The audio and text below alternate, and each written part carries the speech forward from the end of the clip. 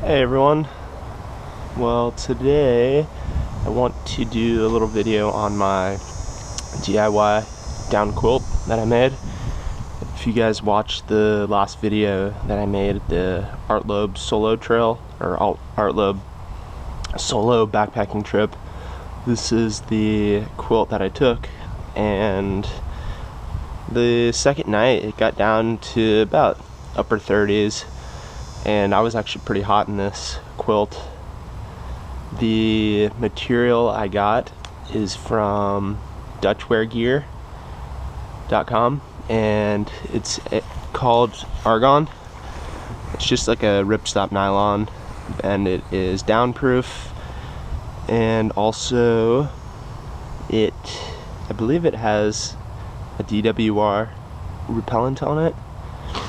Not 100% sure, I'm pretty sure I read that. And also the down fill in it is a 850 fill feathers, goose feathers, and it also has the, I guess you'd call it a spray on it or something like that, but it has like a water repellent spray on the feathers. So anyways, this thing's worked pretty great, weighs 21 ounces, and just kind of show you guys a few things on this. When it gets cold out, I just added this to it. It's not complete all the way. I'd like to add some snaps. Oh, by the way, this is actually, this opened area is going to be the underside. So if you're wondering why it doesn't have a zipper, that's to reduce the weight. And also how it's open like this in here, that also reduces weight with less material. And if you have a sufficient enough sleeping pad, then you don't even need this underside, because once you lay on it and compress the down, then it doesn't really insulate you at all, so it's kind of useless. And that's just bulk material and weight, so that reduces the weight. And also having no head, no part to pull over your head, that reduces weight as well. And you know, you could wear a beanie to help warm your head, or throw a jacket over your head or something like that, but I haven't been in anything extremely cold yet. And it has 1 pound of about 14 ounces of down in it. I still have another 2 ounces. I may make a little pillow out of this material. So anyways, but when it gets cold, you can take this and cinch it down. So this actually, let me show you.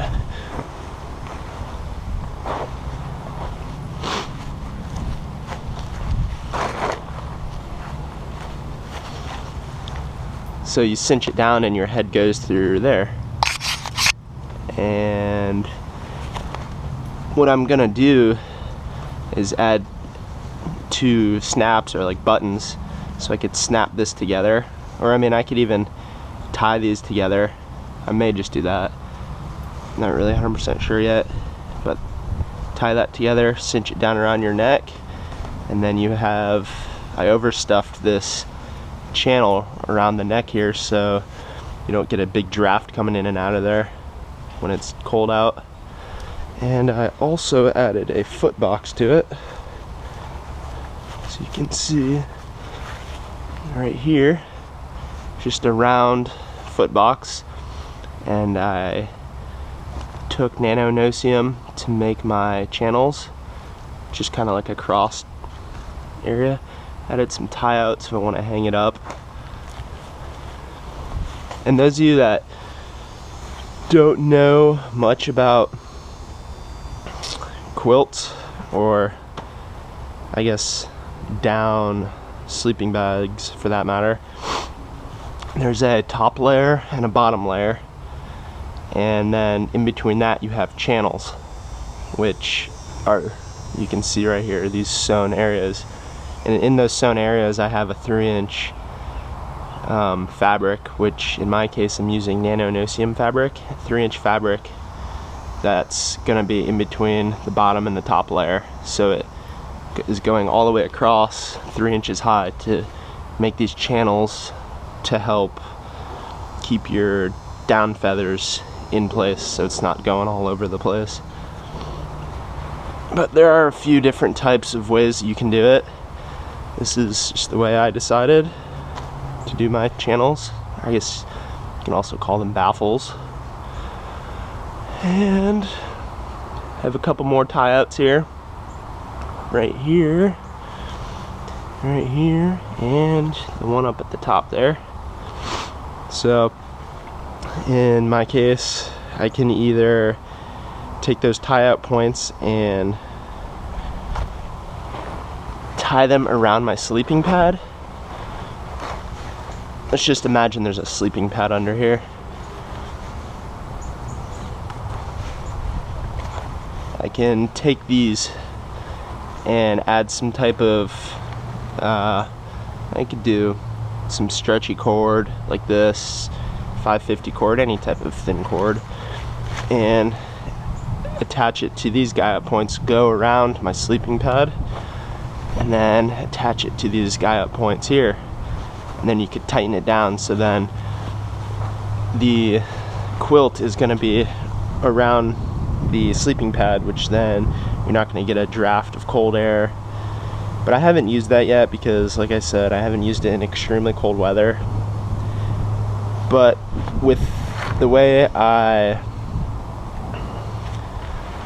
calculated this, 1 pound of down should be efficient enough to about 20 degrees. But I think this is actually going to be warmer than that because my baffles are about 2 3/4 high. So we'll see. I mean, it's extremely lofty.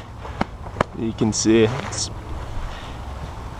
it's more than 3 inches of loft once I let it sit there. I mean, you can see how lofty that is. It's just extremely comfortable and super lightweight. I mean, it's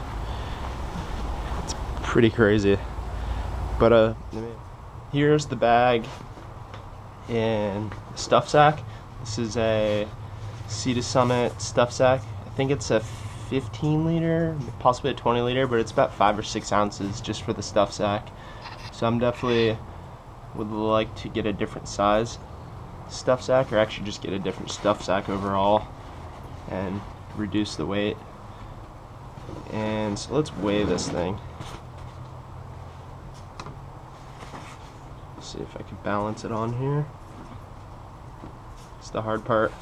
That's why I have it on this candle, so I can fit the entire thing on the scale.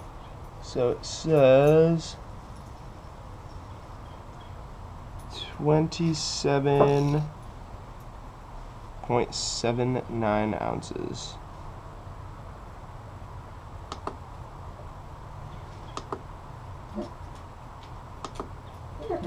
$788 ounces. So 27.7 ounces minus stuff sack's probably 5.5 ounces. So 27.7 minus 5.5 equals, so 22.2 ounces. That is pretty good for a sleeping bag. And I mean, you can see how small this thing stuffs down. Normally in my bag I just have it about the width of it, but I'm just kind of stuffing it down just to show you guys. But I mean, so if you guys have any other questions or anything like that, just comment and let me know, and I'll answer your questions. Alright, see you later.